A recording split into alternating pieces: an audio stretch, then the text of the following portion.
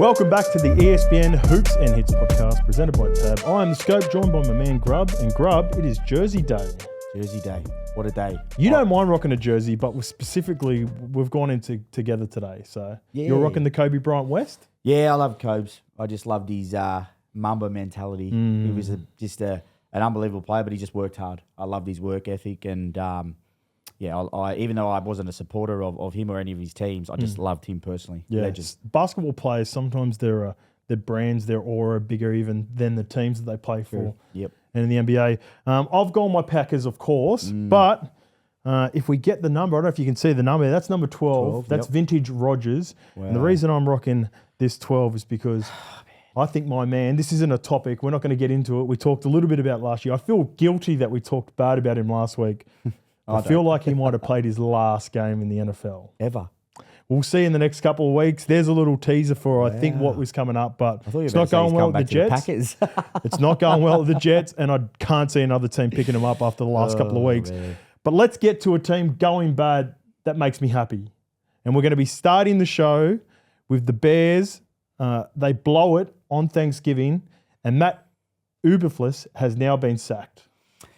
They have blown it a lot this year. He's lucky, I reckon. Yes. I honestly they should have a better record. They should have a better record. Yep. They played some but mind you, they've done it to themselves. Yep. They only got themselves to blame, but I just don't know Caleb Williams. I see really good glimpses, but I think if you put him in another team with a really good coach and a really good core of players. All right. I want to talk less about the past and more about the future for the Bears. So we'll do that in a bit. Brawl broke out in the Ohio State-Michigan. This is a very fierce rivalry. We've got the Grub or no Grub there. We're going to be addressing that a little bit later on. We put the question out, has the Super Bowl window closed for the 49ers? They're struggling and just absolutely ravaged with injury at the moment. Are running backs undervalued? Saquon does it again. He goes head-to-head with King Henry in a really competitive game, but he was the difference in that Eagles versus Ravens game. Ben Simmons, he looks to be healthy, and he's putting up numbers again. So we'll talk a little bit about Ben Simmons and what he could be doing with the Boomers if fully fit. Lonzo Ball trolled his own brother. We're going to be relying on that again, the Grub or no Grub. And is Zion a bust? Now, this is off the back of a picture. There's a little teaser for later in the show, but there was a picture getting around with a new tat, and the rig wasn't looking the best. He's looking like, if you've in a perspective, he's looking like me at the moment. Yeah, I feel a little bit like the picture sometimes. You ready to get on left and red? Let's go, man. All right, let's roll. The first one is coming from Instagram, and it is from Pastry Press NFL. Fire Eberflus, that was an awful call. How do you let the time run out like that? So, like I said, we want to talk less about the actual decision. It's all been done now. It was like 4 or 5 days ago. Where did the Bears go from here, though? So you have your question marks around Caleb Williams. Who would you like? Are there any names, some big names? Or are you looking at any young, offensive-minded coaches in the NFL to take over Chicago? Hos, the one thing I liked, you don't want to see coaches get sacked. It's a lot. It's their life. They got families and whatnot. Coaches, players, all the same. You never want to see it. But at the same time, in 105 years, it's the first time the Bears have done it in season. Wow. Yeah. I wasn't aware of that. And I like that. I look at the Bears as an organisation and I just think they get it wrong in so many areas. But for that, I don't know. I like that. I like that. Yeah, even though for that short period of time where you maybe got to hold on to a coach, it's a nice way to do it. Some people don't care. Some GMs don't care. Some establishments don't care. But yeah, for the Bears as a whole, I'm just going to say they need Bill Belichick. Ooh, okay. Yep. You're going the OG. I'm going the OG. He needs to go in there and shake up that organisation. The Bears owners, the Bears GMs, they need to take a step back because I read something pretty funny the other day. So when they were going for this coaching job, there was three people going for it.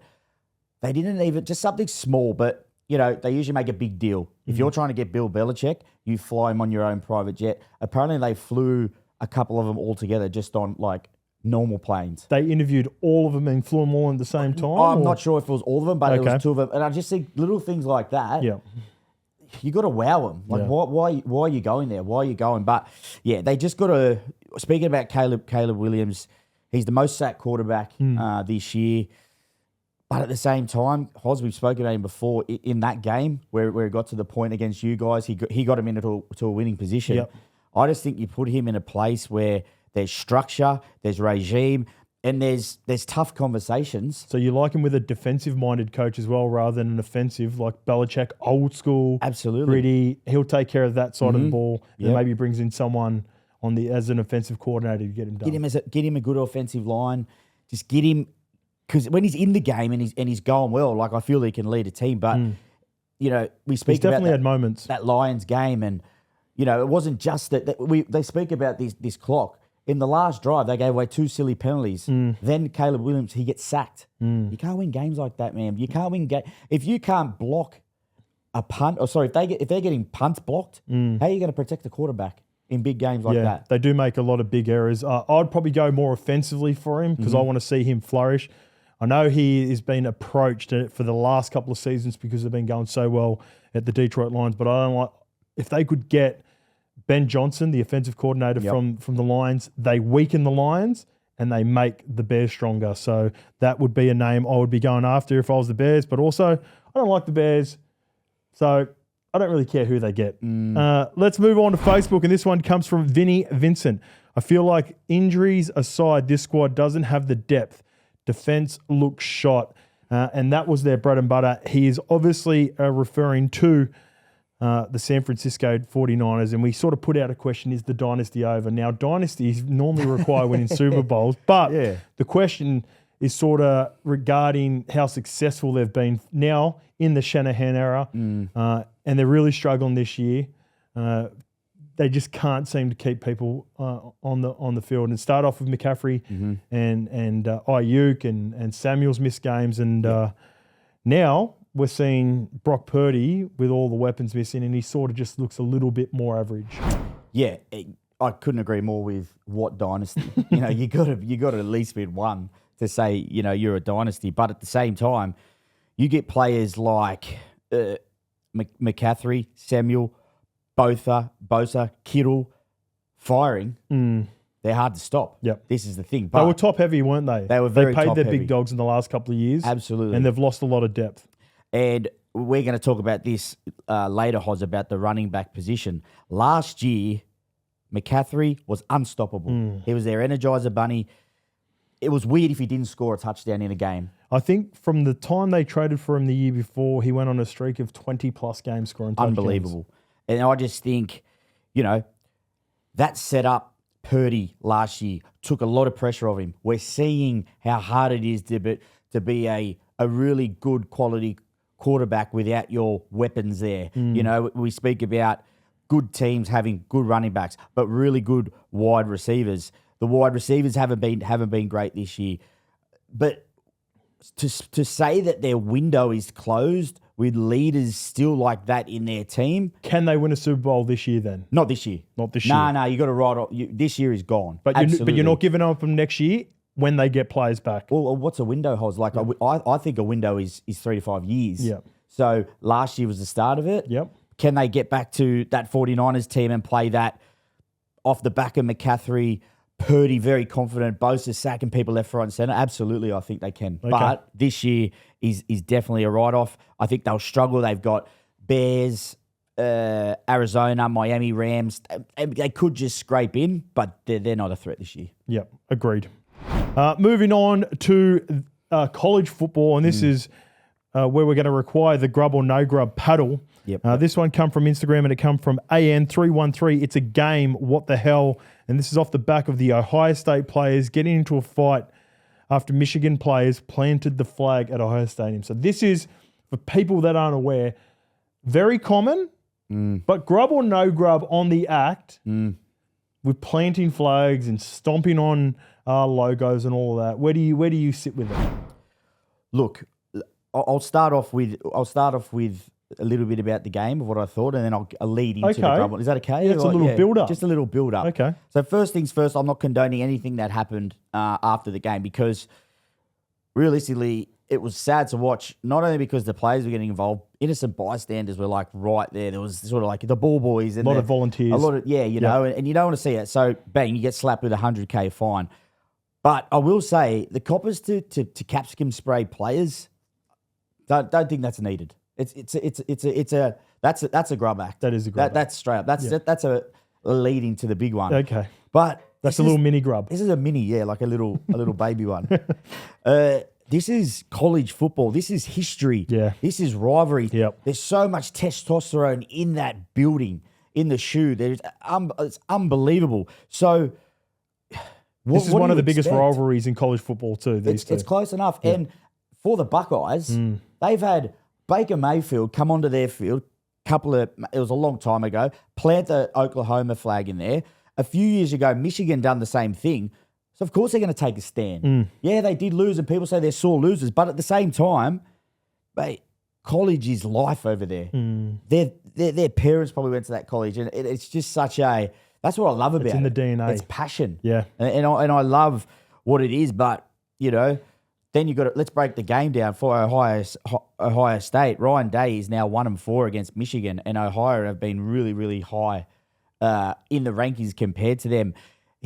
When I listen to him talk, he always says in big games we're going to play the Ohio way and punch the ball. Mate, it didn't work for you. You can run the ball against all these subpar teams and you look great. But the 2 games this year where you haven't gone well is against Notre Dame and Michigan, and you've both lost them. So I think he's got to change his mentality on the Ohio State side of things. They're a great team, and when they get the running game going, but when they don't, it didn't look good. So which leads me into planting of the flag. Look, I honestly think it is very. It's a bit disrespectful. I feel like you would plant a flag on someone. So can I just my next point. Friday night, Parramatta Stadium, Bulldogs versus Para. We win the game. A Bulldogs fan gives me the flag. I'm running and planting it straight in the middle. You are planting it. Will I regret it after and probably. Play on emotion? Absolutely. So I'm going to say it's a non-grub act to do that. But a week what later, a great build-up for that. I'll give you a clap because I thought you were building towards grub and you flipped it on me last minute. I love it. Oh, you like that? I do like it, mate. And I know for sure when you started building through it, I was like, oh, he's going to hit me with a no grub here because he would do it himself. I love it, mate. All right, let's move on to Benny Simmons, and he is back in form, and he is back and he is healthy. And this one comes from Joel, 1991. If he played with this much aggression every game, he would be a superstar. Ben Simmons is starting to catch fire. What does Ben Simmons have to do to be selected in the Boomers in a couple of years for the Olympics? Sorry. Well, I'm going to say, Hoz, this is your guy. You had a lot of faith in him. Yeah. So I'm with you now. Okay. I'm jumping on the bandwagon. I've been watching his last couple of games, and he is coming back to the Ben Simmons that put him on the stage, that put him on the world stage. He's playing with physicality and confidence, and when he does that, he could get back to the triple-double man that he used to be. Yeah. He absolutely could. I want to hear your opinion. I heard you say something off air to Shabs. We're talking about the Boomers. Where does he fit in at the moment? Okay, so fully fit, no doubt Ben Simmons is a certified superstar in the NBA. He had some back issues. He got the yips a little bit offensively, but he's a walking triple-double if he plays the amount of minutes like a lot of the premium stars in the NBA. If I'm looking at what they're doing right now, some of the Aussie players, Josh Giddey put up his own triple-double against Ben Simmons' less net, so he did miss the game today. But Giddey puts up a triple-double playing in that point guard role. I think he's the future for the Boomers. I like what Dyson Daniels is doing. And if you're trying to fit them all together, maybe you could play Ben Simmons in like a point forward position where he plays the four. I know there's not much shooting in that, but when you think about Australian teams, they've never been pretty flamboyant. They're gritty.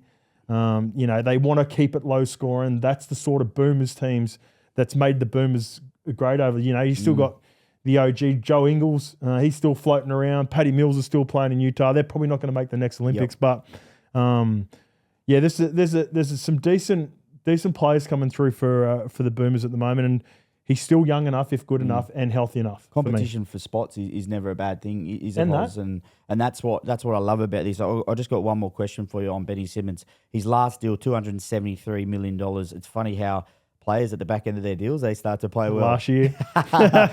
Where do you think, what kind of contract do you think he'll get now, Hoz? Oh, that's a good question. I think Ben Simmons will get a 2-year deal, somewhere in the 15 to 20 mil range if he's healthy and he continues this sort of form. I think if you can get a guy like this in a championship contending sort of team that will come off the bench, because I think unless he goes crazy and completely looks, back to the Philly days of year 1 and 2 when he was with Embiid, then I think that's sort of like his range for the next couple of years. Yep. Prove it deals with some high upside, so you pay him for we'll see what happens, but I do like where you're going there, grub or no grub, when players start playing well in their final year. Okay, this next one comes from X, and it is Adrian Ashton. Might not be what he wants to hear, but Lonzo just being real.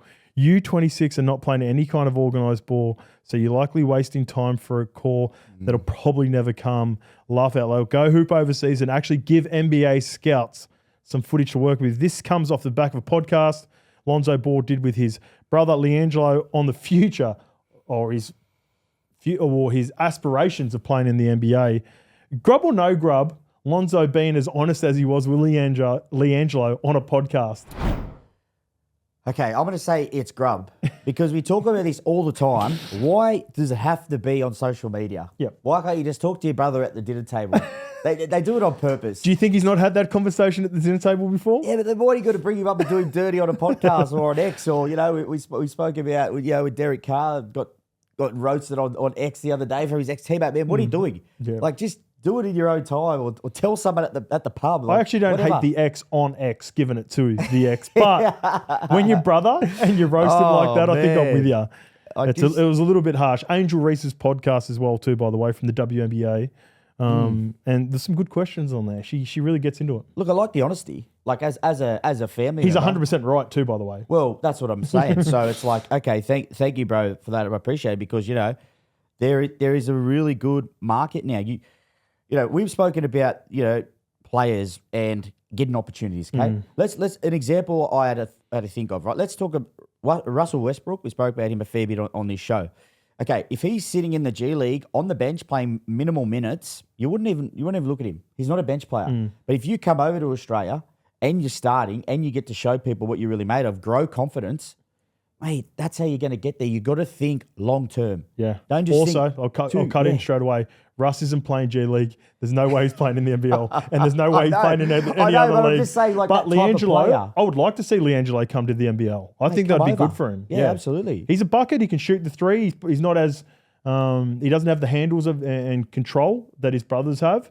But I think LiAngelo down here playing, if you're any chance of ever getting back into the NBA, then I think NBL has been a great way for players to come down here, present themselves, and try to fight to get back into the NBA. Do you think, Cos, like it's a bit of a swallow your pride moment? Because I just think, look, some people, not everyone is LeBron James. Not everyone is, Lonzo Ball. They're not everyone. So that's the thing. You got to swallow your pride and go do your craft. Yeah. It's just like us in Reggie's.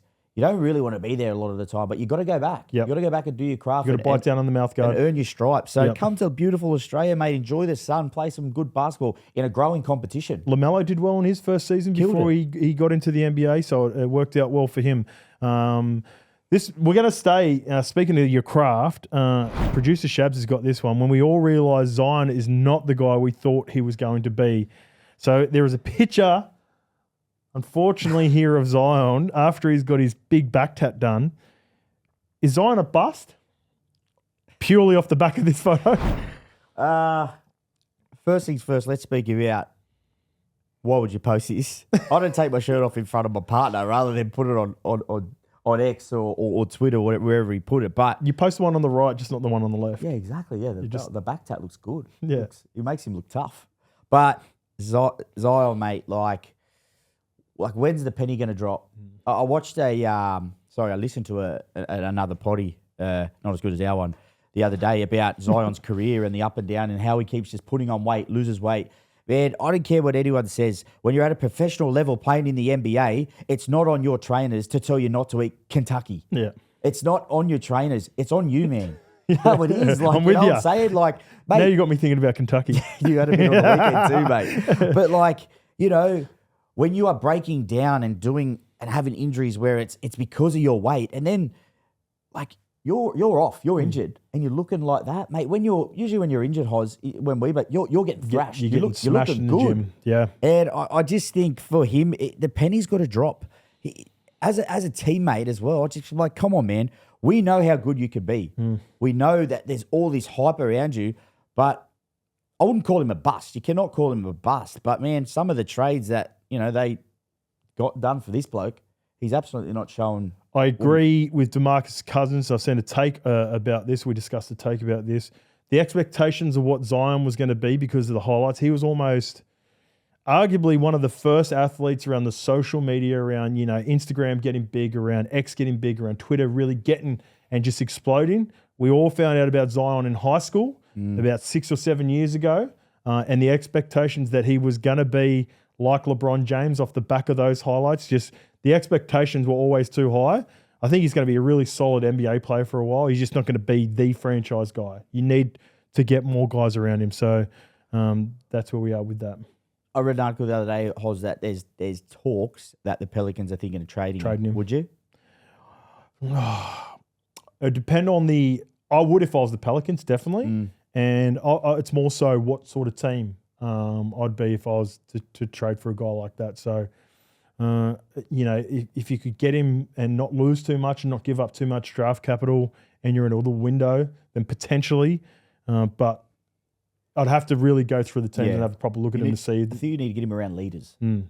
Strong leader. Like the team that come front of mind was Golden State Warriors with them. Wow. Powerful guy through the middle. They can, punch, get a screen, go through the middle, open up lanes, and then he can knock down a 3-ball every now and again to open it up for Steph Curry. But I'd have to have a proper think about that. Another thing I've got to think about is the stalemate. And we are going to think about that, and we're going to dissect it now. And this is off the back of a post from producer Shabs this week. Are running backs undervalued in the NFL? Now, this has been a question for a couple of years, but off the back of what Saquon and Derrick Henry, and we'll even sprinkle in a little bit of Josh Jacobs that the Green Bay Packers are doing right now. The question is, aren't they undervalued? And we've got a tweet, an Instagram comment here. Having quality RB sets you up for success, but Super Bowl winning teams haven't been relying on them to be the key pieces. If you look at, obviously, what the Chiefs have done with Pacheco in the last couple of years, playoff Leonard Fournette, Cam Akers a couple of years ago with the Rams, you don't have to necessarily have a top-tier running back to win a Super Bowl. I was very surprised in reading those stats, because right now I just look at Saquon Barkley and watch him closely at Philly. I love what he's doing. And, we had a conversation off air about, we've got really good wide receivers, which actually helps. And I do agree with that. I feel it's like poetry in motion. When we're feeding him, he's good. Our wide receivers are catching deep balls because they're having too much emphasis on Saquon. But I just think with the running back, as we know, it is such a tough position. And, these long 5-year deals are not the deal for running backs. Agreed. The longevity of running backs is always questioned. We spoke about him before. McCaffrey last year, unstoppable. You would have paid him anything. You dead set throw the checkbook at him. Yeah. But look at him this year. He was in the MVP race over Purdy. Going. He was the odds for McCaffrey at points was over Purdy because of what he was doing. I think it's the build too, Hoz. The smaller build of McCaffrey. You look at, Saquon, even though he's still small, built low to the ground, but he's a tank. You look at King Henry, a big beast. These guys can take more of the hits, but I just think it's a position where you can't fully go all in. So I do understand from a business perspective, if these guys come and say, look, I want huge deals for long periods of time, it's probably not the best business decision. I think running backs and elite running backs like these guys are valued exactly right. For me, they are, if you look at the teams that they've come from, the Tennessee Titans with Derrick Henry, the New York Giants with Saquon, and the Las Vegas Raiders with Josh Jacobs to a lesser extent, the teams aren't going well, but they weren't going well when they were there as well. Yep. They weren't going well. So if I look at running backs now, and these guys look really good, they're more of a complementary piece for me to a really good team that can put you over the top. Yep. And I wouldn't go crazy. I love the value that the Eagles are getting for Saquon, that the Derrick Henry is getting with the Ravens. So that would be the price I would be paying. I wouldn't pay them anymore. And you've seen teams that have overpaid and sort of got stuck with some really big contracts over the last couple of years. So I think it's right on. All the way I look at it as well, Hoz, if in such a pass happy league right now, I just think would have Tom Brady won all those rings without a good running back? Absolutely. He had some good ones in his time in Dillon and James White, but he still would have won them without him because of the way it is now, the way the game's played now. But you just made an exceptional point. Gee, they're a bonus. When we can't get going and Saquon makes one of those busts up the middle, he's done it a few times this year, and he just starts it for us. He starts that momentum, but it's quite sad because you look at there's been some really good running backs like Ezekiel Elliott bursts onto the scene, and you're like, mate, this bloke's going to be amazing, but the position just wears him down. It's a very tough position. I take my hat off to him, but I definitely think it's exactly right where it is right now. I have a dynasty league with both Saquon and King Henry, and they weren't looking like this last year. They did have the odd good game and still put up big points, but what they're doing this year consistently is so much better, and the strong lineups, the good offensive lines they're behind at the moment. So I think the value is exactly right. Let's get to studs and duds. I mentioned fantasy. We're going into playoffs now, and I'm going to get grub or no grub for this as well. This comes from Charlie Toll. Do you guys have any players I should avoid playing or targeting going into the NFL fantasy playoffs? Well, I am officially out of my redraft league. I want to know grub or no grub. If you're eliminated and you go on the waivers still and take players from potential guys in the playoffs, grub or no grub? Oh, I'm just going to say no grub because I know what I know your position on this, and I will never be allowed in your league because I know where I'll be punted straight out of there. But look, it's that time, isn't it? Yep. I'm not. Yeah, our league's got two separate competitions, and I'm in I think it's called the potty league, so I'm going for the second best. But the question is, is there a few pickups coming in? What do you think, Oz? Yep, for a super flex league with the two quarterbacks, I'm looking at guys that are probably going to be available. I know Jameis Winston just had a big game, but he's available in a lot of leagues. Will Levis has a really good schedule for the Tennessee Titans, even though he isn't a guy that you'd be super comfortable playing in a final series. He does have he's playing a lot better, and if he can get it going, and the name that has just been blowing up in the last 24 hours, we talked about Christian McCaffrey. He's out. Jordan Mason is also on IR. Isaac Garindo could be a league winner for the San Francisco 49ers. I just tried to get him. He should be available in every league, 99%. And the 49ers, even though they're not going great, they could. Yeah. They're one of those teams that could explode. Yeah, and they've still got a good enough offense if they get the players back. And he's in a really good position, and he's had big moments for the 49ers when those two have missed. So there are a couple of studs to look out for. Speaking of studs, our girl Cynthia is on fire again. So it is time for the Pick-6 presented by Tab. And she does it again. A perfect 6 from 6. She had the Lions over the Bears, the Chiefs over the Raiders, the Bucks over the Panthers, Texans over the Jags, Bills over the 49ers, and last but not least, Monday Night Football. It went close back and forth. The Broncos beat the Browns at home. She's on fire. She is on fire. Like, it is tough to get 6 winners. Tough.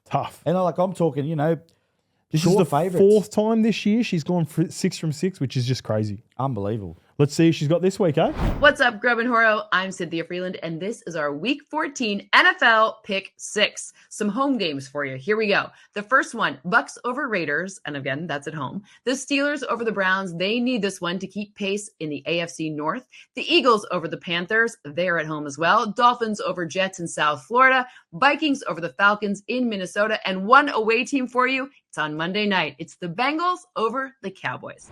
That's a scary game. Bengals scare me. Oh, always. Talent-wise, they should have a way better record. Joe Burrow's been putting up crazy numbers, but I hate betting for or against the Bengals. Good win from those Steelers that I had in my power rankings 5th last week, but anyway, that I got laughed at.